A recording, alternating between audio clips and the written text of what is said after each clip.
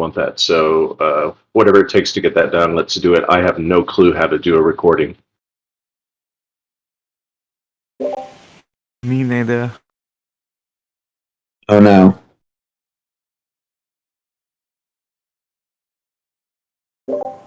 Or should we just move to Zoom? That's the only thing I could think of.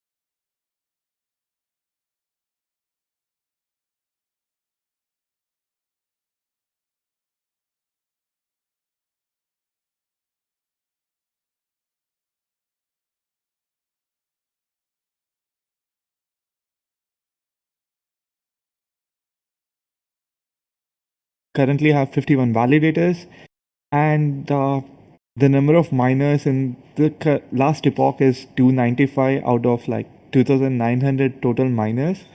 And since last week, we are going through upgrade, network up, down, and without any waste of time, I'll just get like started on the incident. And Zaki, do you want to take over?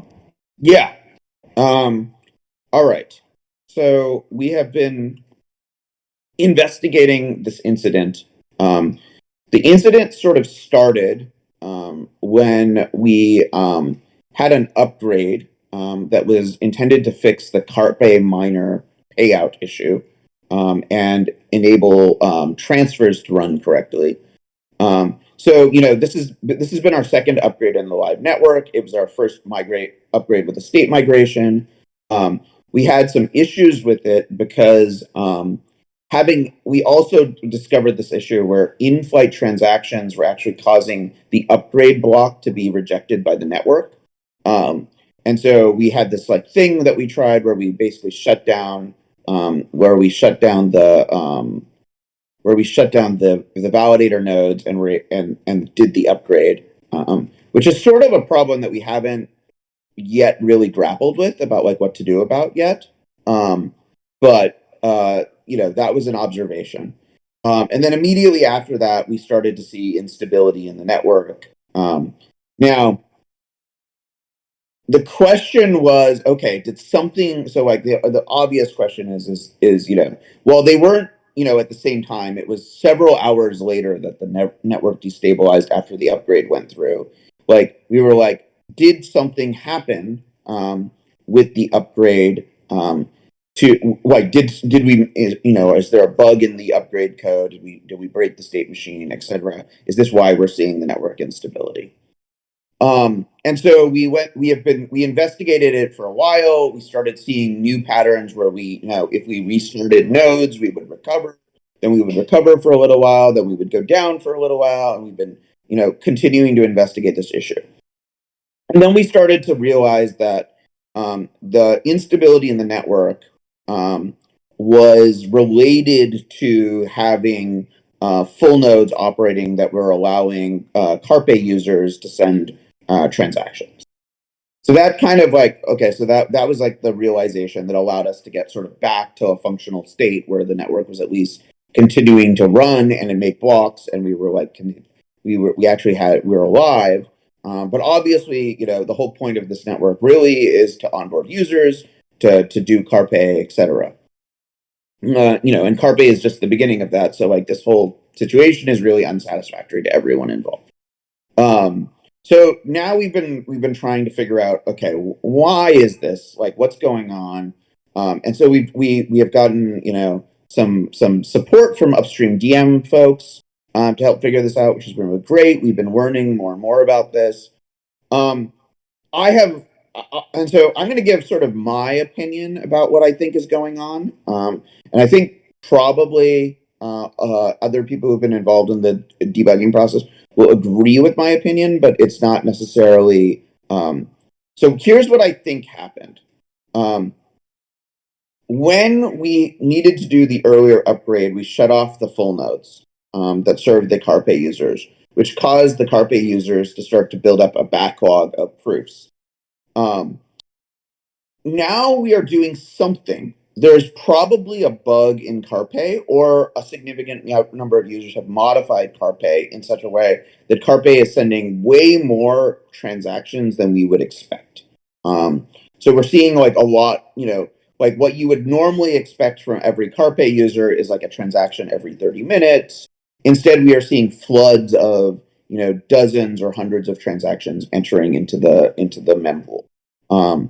And so we think that there's like a lot of so there's probably one contributing factor to this is that there's a bug in Carpe. But we are trying to build a BFT system that can run in a public setting, which really DM has never been run in before. But like this is what we are trying to do with this software, and we sort of believe it's possible.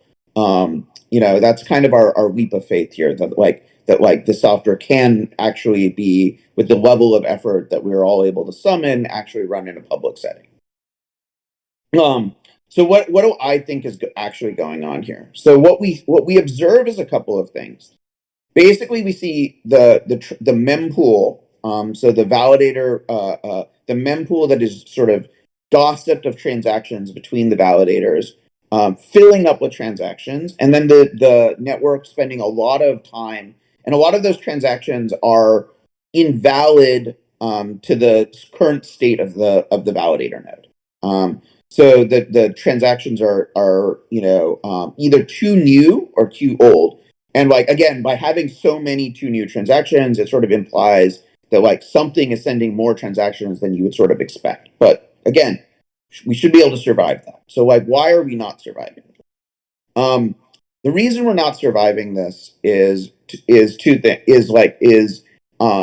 Is basically what happens is anytime a node falls behind, it then starts spending a lot of resources on these invalid transactions, like continuously validating them again and again and again as new blocks come in, and it basically slows down sync. Now, the way we deal with this in Tendermint, as sort of as an alternate implementation, because all of these problems are very familiar. They're bugs that we've seen in Tendermint at various points in the process of building Tendermint.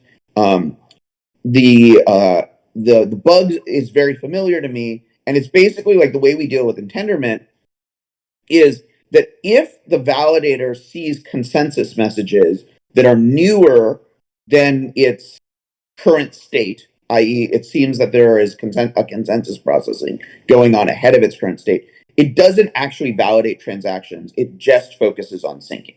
It doesn't try to validate transactions in its mempool. It operates in this like sync mode.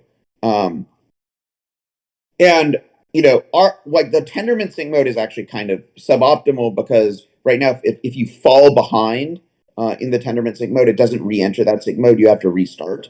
But nevertheless, this like sync mode exists in Tendermint, and it allows for not getting bogged down doing mempool validation when the validator has every reason to believe its state is out of sync. And so that's part of how we solve it with Tendermint. The other way we solve it in the Cosmos SDK is we don't actually allow people to pipeline transactions.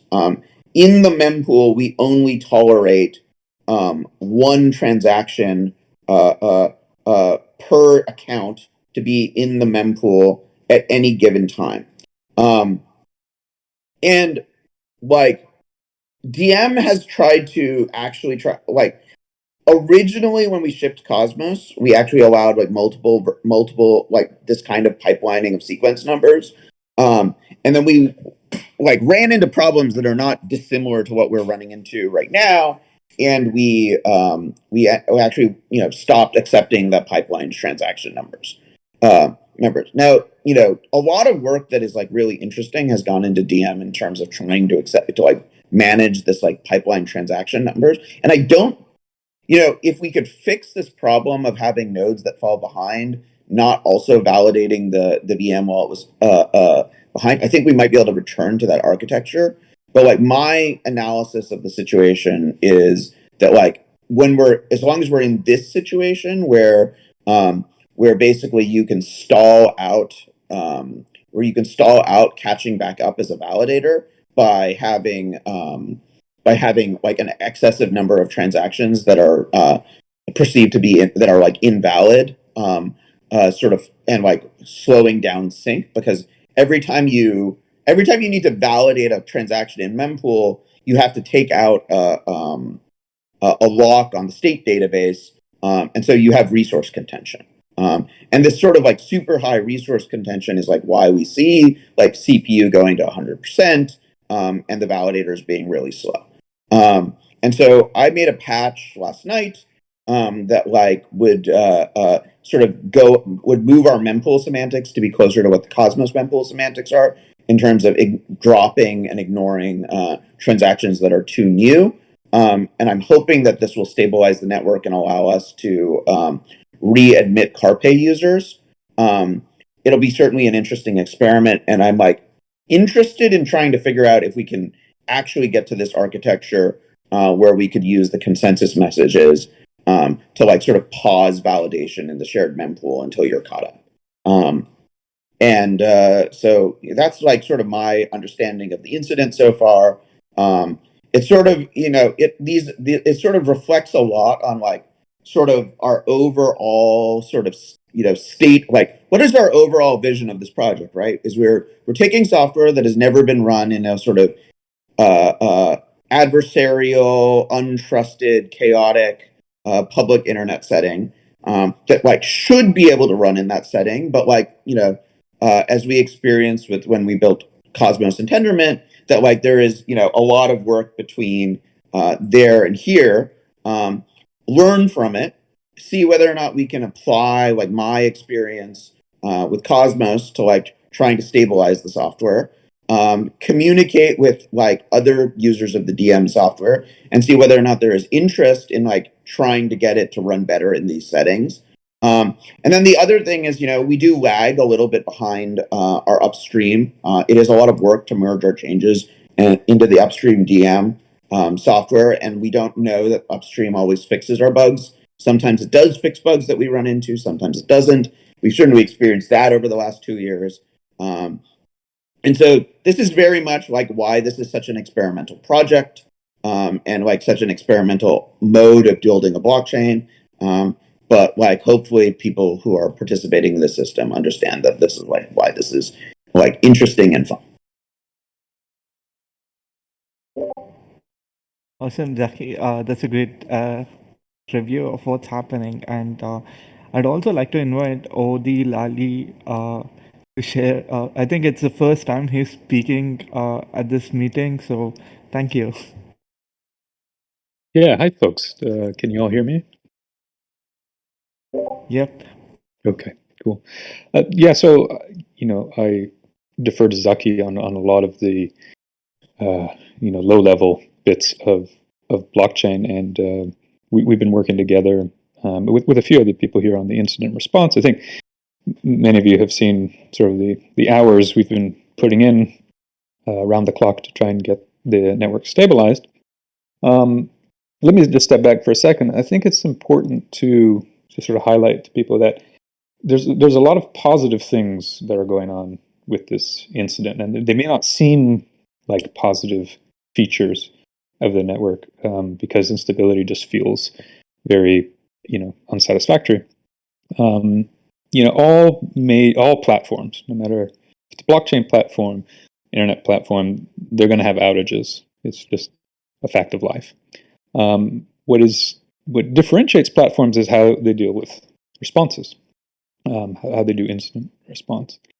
And one feature of OL is that we are very decentralized from the beginning. I think a lot of people may not recognize this, but there aren't two people in the engineering or in the validators that work at the same company. So we are very, very decentralized. It's one of our virtues. But then it also makes things like incident response different. If we were one foundation, one like many blockchains are, that had a staff of people dealing with incident response and maybe running many of the nodes, you could respond faster to the situation. In our case, we respond at the fastest pace that a decentralized organization can. And so that's a good feature where we are now. I think Zaki had a great phrase that he shared with me a couple of days ago. He's like, we were wondering, like, who are these other full nodes that are running on the network? And he's like, we are a dark forest now. Isn't that amazing? And this is where we want to be. So I think there are a lot of positive features that we can. Yeah, we definitely see transactions coming in that we have no idea where they're coming from, and nodes that we're connected to that we're like, who runs these nodes? And that's really exciting. That we're, this is the first time we've ever gotten to this state with this project, and that's really cool.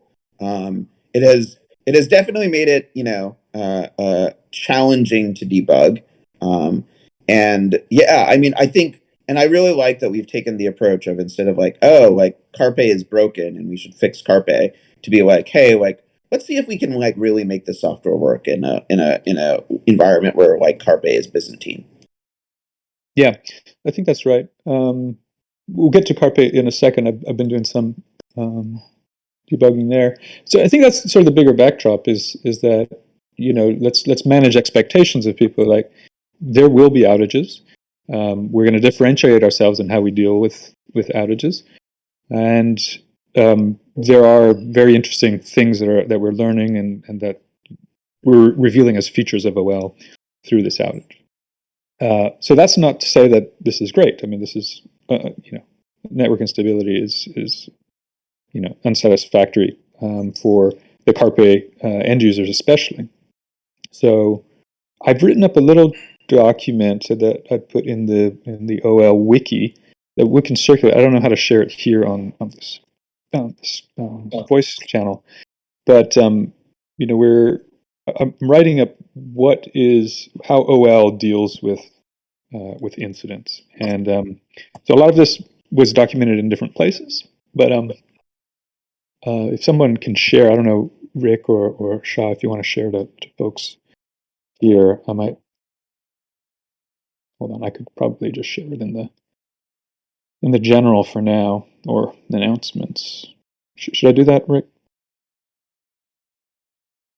Yeah, I just shared it in the general. Okay, cool. Let me just take a look at that. Yeah. I'm actually looking at this one here, incident response. So, I mean, we need to think about how, outages get prevented in the first place. What are the tooling and processes we have to identify the issues? How do we respond very decisively without causing any more harm? And, and this is probably the most important, is how do we create confidence in the response for folks? So a lot of folks are not very technical. There's a high volume, there's a fire hose of information coming out in the Discord about what is going on. So people can't just be we can't have technical people sitting around Discord all the time. That's not our community. We have different stakeholders. I won't get into detail here, but in terms of preventing outages in the first place, I think we need to, document here to folks on this call, but in general in the community, we do a lot of things to test the software before it actually gets deployed. So there are what are called, for people who aren't engineers here, continuous integration tests. So these are a battery of tests that we run every time the code changes. Every time we push a proposed change to the code and into our GitHub, a commit, we're running a battery of tests on different parts of the system. This is customary for very large software projects and platforms. And a lot of it we have like tens, I'm going to say 10 or 15,000 lines of code that we have added to DM, which are just tests.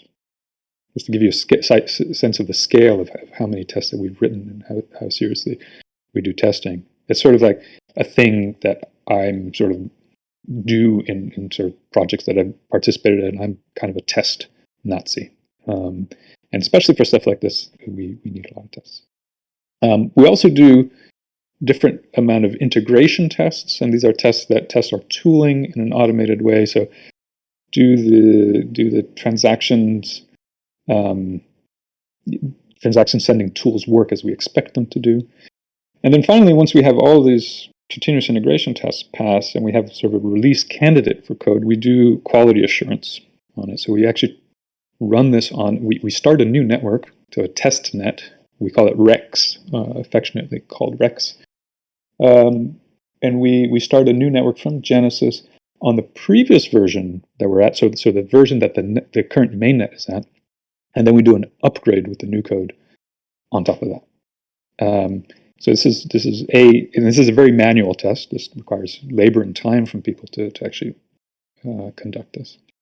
And once we have quality assurance, we actually do a small rollout on a node in production. So it'll usually be mine or somebody else in the engineering team. We'll see, well, can we actually build this and then run it in the production environment? So once we have this canary rollout, then we say, okay, folks, we're ready for a rollout. It's passed all of our pre-flight checks. Some upgrades are different than others. You can read more detail about that. So there's a different procedure on how to do upgrades. So what I'm trying to, I guess, make everybody sensitive to is that there's a lot of work that actually goes into being sure we don't cause another network outage. But of course, that's not enough. Outages are a fact of life. They're going to happen. So what are some of the processes that we have to identify an issue early? So we have a lot of tools that many of which we've built, but some that just came from DM. We have the wonderful web explorer that Nudrew created for us, and that is sort of the first point of contact that people can use to see, hey, are my coins safe? Is my account safe? And so on. And then we have a different view that validators can have for their own machines, and that's the web monitor, and that's sort of the first point of contact that validators have to see, is something going wrong with my machine. Validators also have a lot of command line tooling to see logs. We have this important metrics port, which your validator node is putting out a fire hose of information about consensus and so on. And then there's one thing we haven't explored very much, which is Prometheus Logging, and I think this would be an important project for someone to take on, and we should have some bounties around that, how we can get better observability through this built-in tool called Prometheus for logs. So that's how do we identify and check out what's going on in the network. And so we need to, and with these tools we can catch things earlier than we might. And then how do we respond to the bigger issues? And this is really a challenge. This is a place that we can do better at. We need to innovate on. We need to be creative about this, because being decentralized means there isn't a single source of truth of information, and there isn't a single adult in the room that's going to come in and solve this. Right? And so there's different. So I think this might be important. So if everybody's tuning out right now, tune back in. There's a couple things that are important about our incident response strategy, and we can't prioritize everything in an incident response. But there are certain things that are more important to deal with and to get assurance around when we're having an incident. So the first thing is we need to stop bad state from getting onto the chain. So this could be malicious state. This could be corrupt state or somehow. But that's the first thing that we need to prevent from happening. And that did not happen in this incident that we had last week. There was no bad state, malicious state getting onto the chain. So that was good. The second thing we need to do is prevent the loss of state. And that means we need to have validators continuously running to keep the state machine alive. So and so we had some hours of outages late last week where the network was not producing new blocks. It didn't look like that we had lost state, but the state machine wasn't continuously running. So we didn't lose history, rather, but the state wasn't being able to accept new transitions. And then the third layer then is, well, then we need to make sure that user transactions don't fail. So let's be very clear here. It's more important to keep the state of the state machine alive than let new end user transactions in. Of course, those two things are important, but one is more important than the other.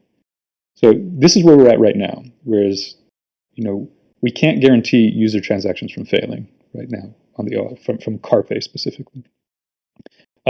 We have a state machine that is safe. Your coins, your counts, all of that is safe, and we're able to progress. But we're still not sure about the Carpe engines, and so these are the remedies that we're working on.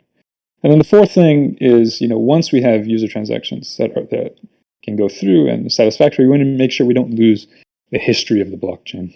So, we want to have the history all the way from Genesis somewhere. Doesn't matter where. It could be on any one person's machine, but we need to preserve the history. So that's how we sort of think about ordering and prioritizing how we respond to an issue. And then, there's some more discussion about, how do we actually do this in a large scale with decentralized people. We're not doing as well as we could do in terms of coordinating, but I think we've done pretty good considering. So I think there are a couple proposals we have out there about, how do we make sure that all the operators, all the validators are on call and they can respond quickly and show up to a meeting when we need to have everybody coordinate at the same time. So I think that's something we need some solutions around. We need some ideas around that. There's another discussion that we should have about, well, operators right now, there's maybe a misincentive, misalignment of incentives here where, validators need to be able to do the work consistently well, and that means showing up. And so I think there's a proposal out there, and I think we should discuss about how do we get this is not in protocol, but some kind of a reporting or scorecard of validator operators for every validator out there. And I think that's going to be actually quite important for delegation when we launch that, so that Carpe users can choose validators that are more reliable, or have a better score.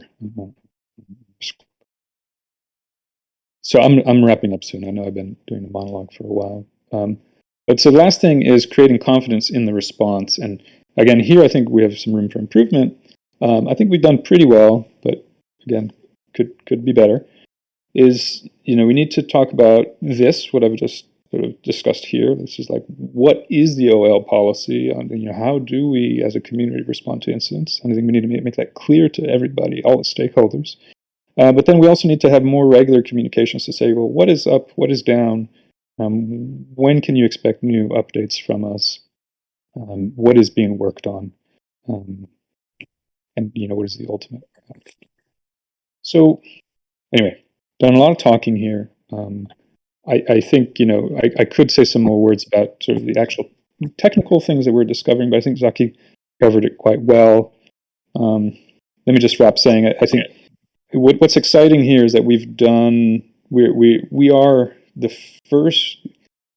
This is not an outage of a technology that has been tested at the wild yet. So this is not like we've created a fork of Bitcoin and we have an outage. This is not like, we took a Tendermint SDK and we just launched a Tendermint chain and it's an outage. It's like, well, nobody thought to run DM in a permissionless environment. And so we found bugs in upstream DM. This is not stuff that we've introduced, to be clear. So this is quite exciting and, very interesting for engineers working on it. I mean, it very much reminds me of what we were doing with Tendermint in 2018, right? Like that was the whole thesis of the Tendermint testnet program was and the monster that I unleashed of incentivized test nets, which Oh, was that's your fault. Okay. yeah, it is my fault. I'm sorry. And I think though a bunch of people on this call have made a lot of money off of that, so not a bad thing. But the it reminds me of that era of Tendermint where we had a system that had very good theory and had been in development for several years, and but like really until you put this thing in the wild and you have users who don't have the same mental contact, it's like one of the things that is one of the things that it is that there is groupthink in any sort of engineering team, right? Until you sort of expand the social context outside of that outside of the engineering team and the people closely related who are all gonna build the system or build on the system with the same mental model, kinds of mistakes that in coding that are now triggering all of this behavior that we're seeing probably won't happen because everyone will be like, yeah, why would you do this? You wouldn't. It makes no logical sense. And so we're very excited. Greg, Thanks for coming onto the stage. Do you want to share something, Nazaria? I have one. Well, just let you all know, I'm spending my time in my vacation saying hello to all you guys. So I'm actually one of the upstream DM contributors. Which honestly, I kind of avoid talking too much and see how much these guys. I don't know how much anyone would not like me or not like me working on other things. It is interesting that you guys have sort of found, I think, a bunch of different problems that we've seen or have thought of over time. But yeah, this hasn't ever been one in the wild, so you are running into all of the similar and not similar problems. we really appreciate you spending your vacation with us, Greg. It's really appreciated. Yeah, I wasn't doing anything anyway, so it's it's fine. Yeah, so I've been poking around with the things that these guys have been coming up with and seeing if I can help in any way. I don't really know half of the system, to be honest. It's a lot, but it's kind of impressive that you guys have at least got a decentralized system running as long as it has been so far without really too many issues. You're getting issues now, but it's been pretty solid for that time. Thank you. Yeah, thanks, Greg. And I can't think of anything more fun to do on my vacation, so I don't feel terribly bad for you. Responding to incidents can be fun. Yeah, I mean, for me, it's it really does bring back memories of Tendermint in 2018 and watching testnets go down. And it wasn't on one hand it was probably hell. On the other hand, it was and this hasn't been hell. I'm having fun here. I'm having fun trying to figure out what this is, and these issues feel familiar, and it's okay, let's go figure out what's going on. Greg, do you want to say some more about sort of the mempool, just for more technical folks here? I mean, while we have you on stage, because I think that you're very skilled and sort of exceptional in this category. So just while we have you on stage. Yeah, I wouldn't say I'm skilled about it, but what would you like to know about the mempool? Well, so we've had some back and forth in the channels a bit. Do you want to just say sort of where your mind is at now with where the bug might be with the mempool and propagation of bad transactions? Yeah. So it's kind of a confusing thing that aborted transactions are considered successful transactions in the system. So the way they get propagated are the same way that successful transactions get propagated. As you can see in the Explorer logs, that the move aborts are the same as a successful transaction in the logs. Is becomes more of a problem because we're having issues where we're getting transactions that are too far in the future trying to be executed, and they can't be because the sequence numbers have to be completely sequential. So I think a lot of the problems that we're finding are that our performance is slow based on a bunch of different validation systems, and because that performance is slow, it's making it such that it's always behind at some point. And I think, as Zaki said, like the validation was causing the CPU to 100%. If the CPU goes really high, then everything slows down. So then you're getting errors because your state isn't caught up to the final state. So these transactions that should be correct are really farther in the future because your state is too far in the past. Yep.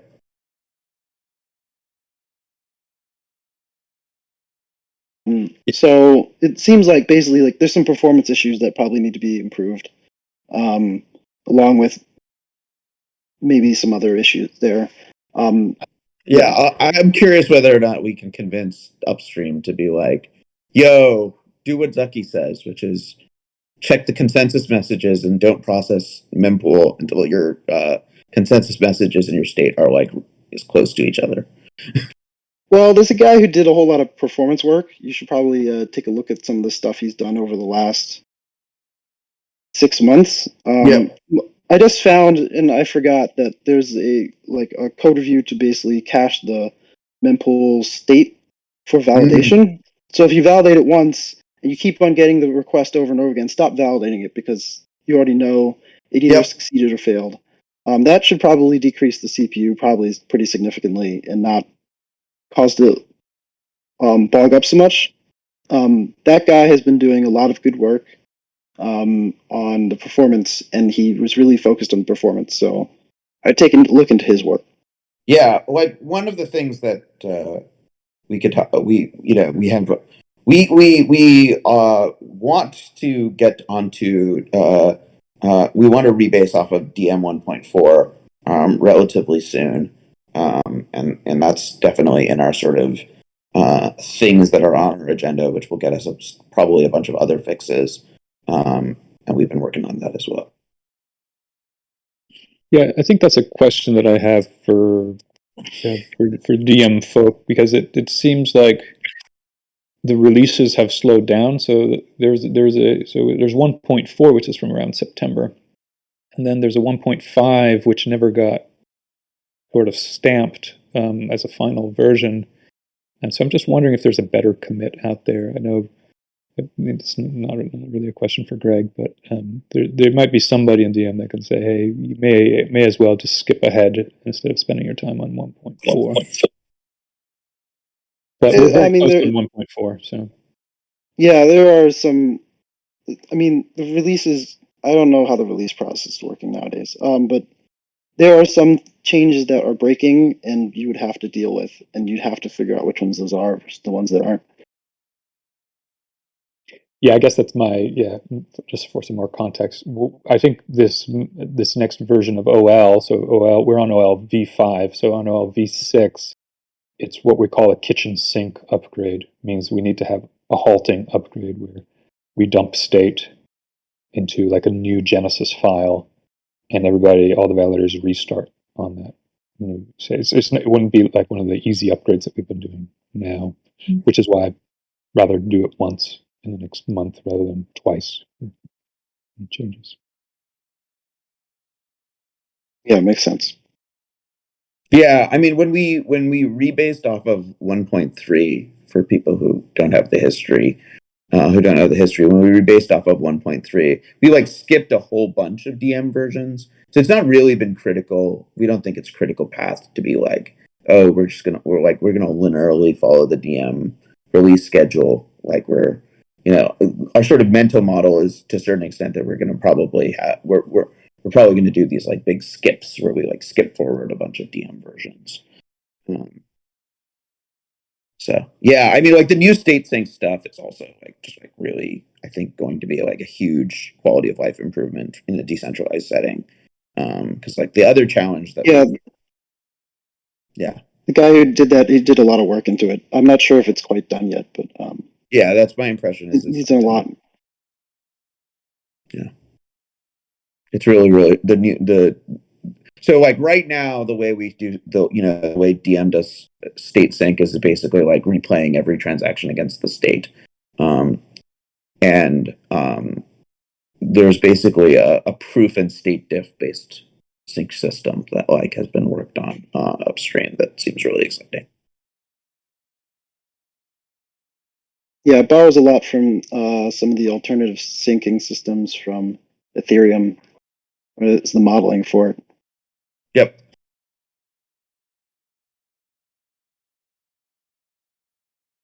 Cool. All right. Does anyone have any questions? Maybe I'll just ask something for when can the just for the non-technical folks attending the call, when can the Carpe users get back to their mining? Is there a timeline we want to give them?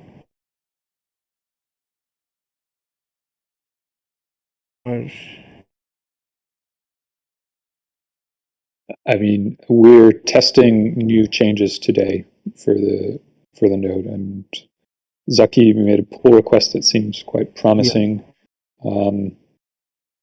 Again, it's I think the thing we want to communicate to everyone is this is the process that we're going through, Alright. and sort of our priorities, and getting Carpe is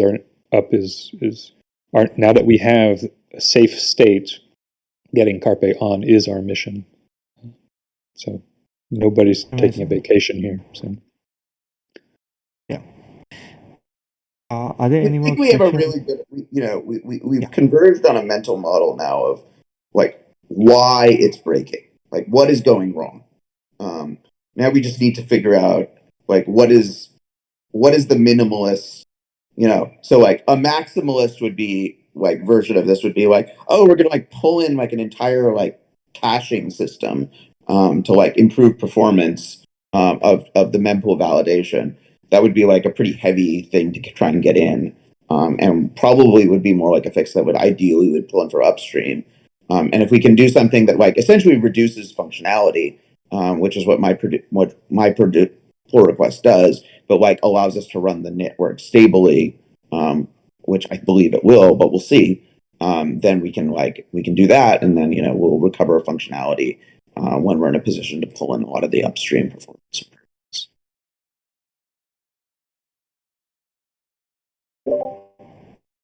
Right. Are there any more questions? If anyone has just come onto the stage, feel free to jump in. And really appreciate all of your hours, Greg, Zaki, and Odi Lali, over the last few days. Thank you. thanks. Yeah, so I'll just say one thing here to folks on the call. We are now in a new epoch since the call started, Block 51. There are some nodes that we see here that are not yet signing blocks in consensus or making proposals in consensus. So take a look there. Let's be good at reaching the people that have validators down. Over. All right. Thank you. Maybe we could continue the discussion on the Carpe right now. Adal, do you want to take over?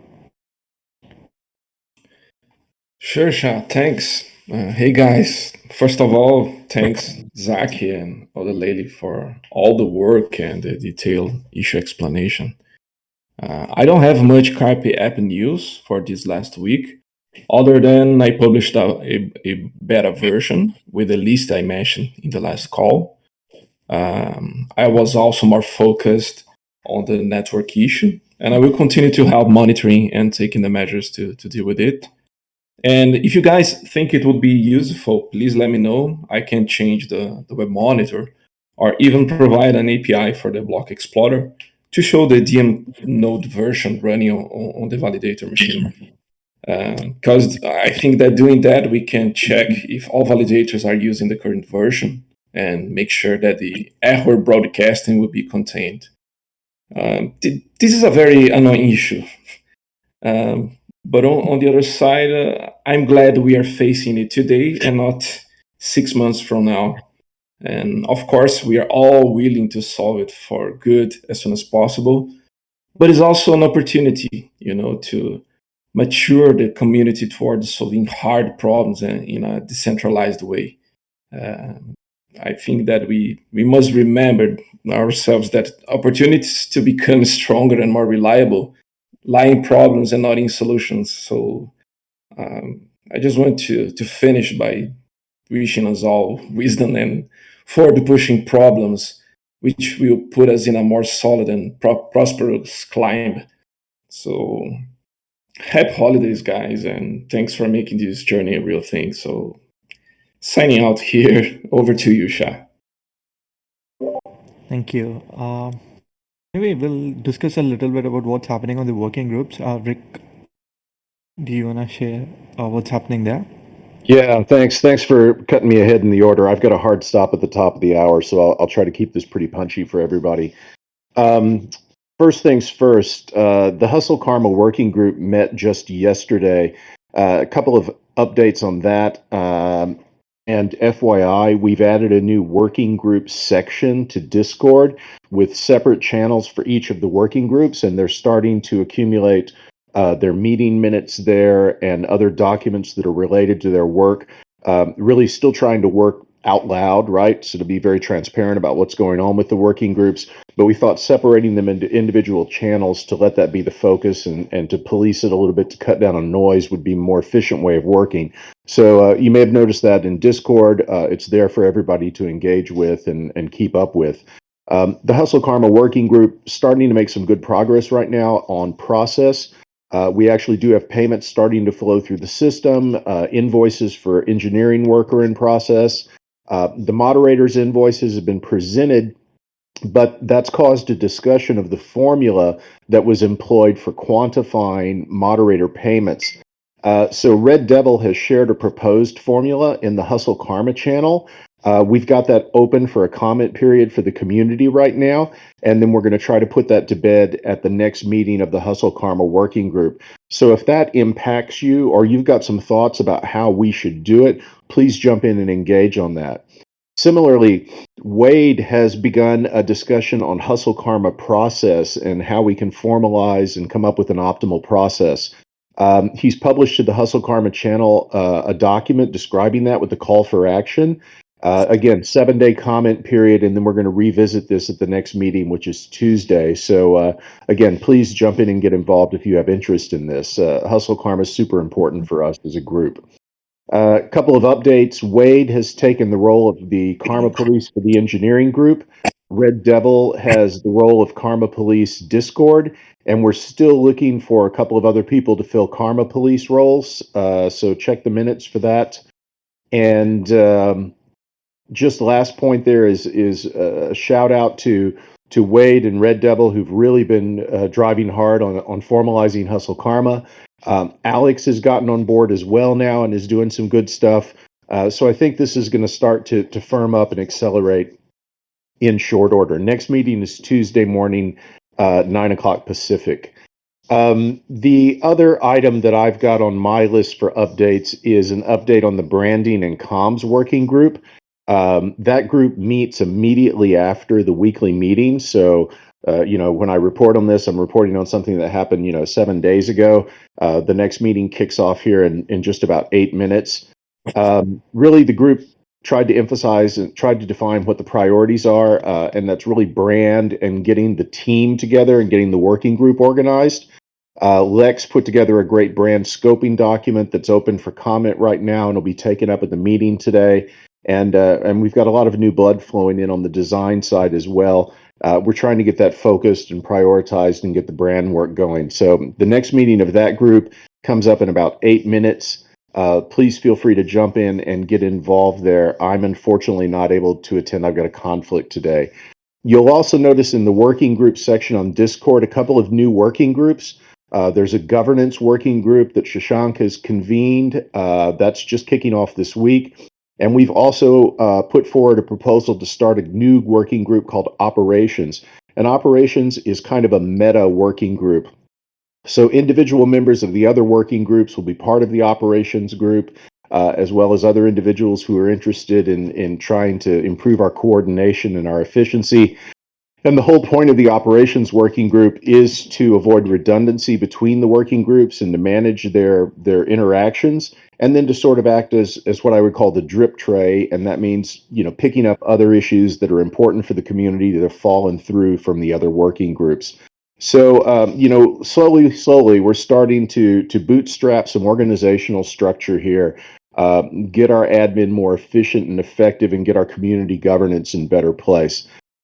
So I think we're getting there. It's the holiday season right now. We're taking a little bit of a hit on engagement. That's not a surprise, but it's all happening. And I encourage anyone who's interested in these things to get involved, because we're starting to get past, oh, how do we do this, and into more of the meaty matters that are super interesting. So I think that's all I've got on the agenda today. Yeah, that's it. So over to you, Shashank. And also, thanks to everybody who gave us the update on the incident. That was super helpful. I appreciated that. All right.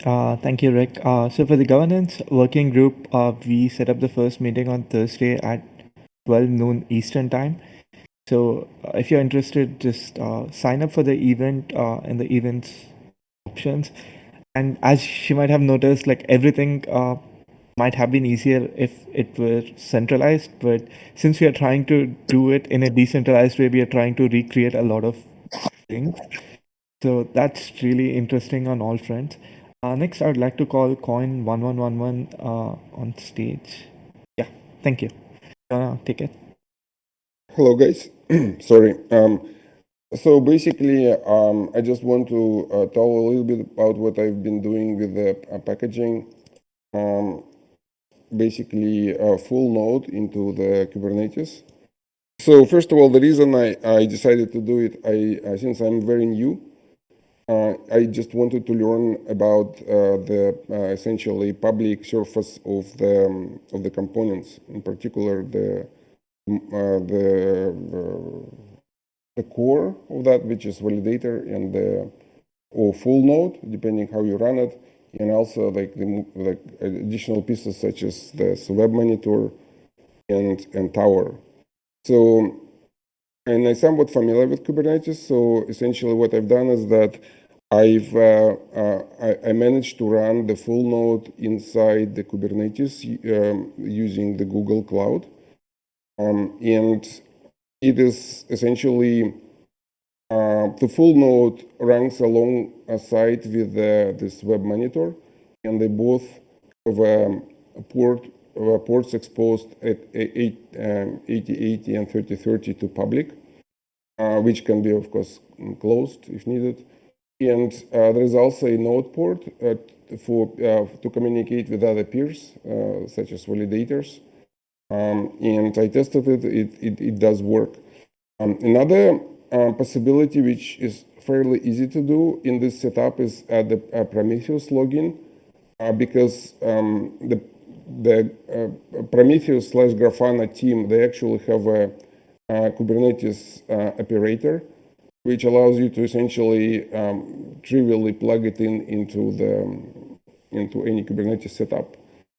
And then what you end up is having is that you will have in one namespace, you will have a full node, in another space you will have a Prometheus, and you just need to implement the special service monitor into the full node such that the Prometheus will start scraping the metrics. So essentially plugging in Prometheus is pretty easy. I would say maybe a couple of days of work. However, building the dashboards, somebody mentioned, which is needed to monitor the state of the system is not an easy task, because you need to understand what metrics actually to pull and then how you package them and so on. So that's pretty much it.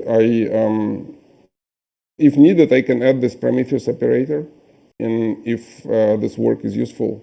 And I did it because I just want to learn stuff. So that's it. Thank you. Appreciate that.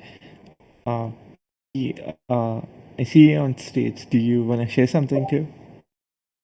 Yeah, if I wanted to represent the analytics working group, there hasn't been an update from that yet. Yeah, go ahead.